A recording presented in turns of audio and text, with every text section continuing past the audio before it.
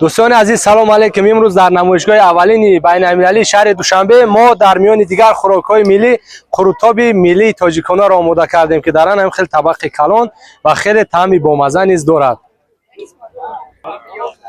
بگم خب یک انعانه دیگر که ماست قروتاب در طبق آماده می شود، چون که طبق این هم رمزی مردمی تاجیک است، زیرا از اول در طبق سر یک دسترخوان مردم جمع شده خوراک میخورد.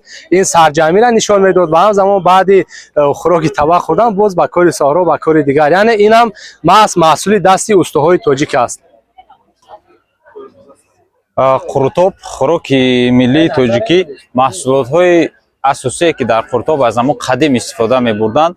این فطیر، البته سبزوات‌ها با بادرینگ، پامیدور و پیاز، گوشت باشد. این برای سر غذاتر شدن خوراک استفاده است. دو گوشت، بله دو.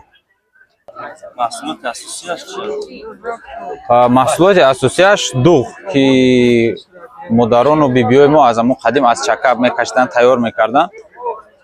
خلاص قروتاب یک خوراکی است که از جهت اکولوژی تازه، یگان نمود محصولات شیمیایی ندارد و این چنین سرغذا می باشد.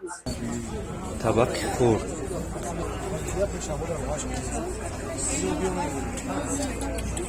مهمان از سرخاندری ازبکستان. Можно попробовать? Мы сейчас попробуем.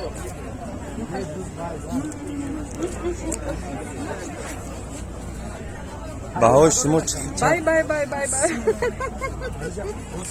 Очень. Это настоящий крутой.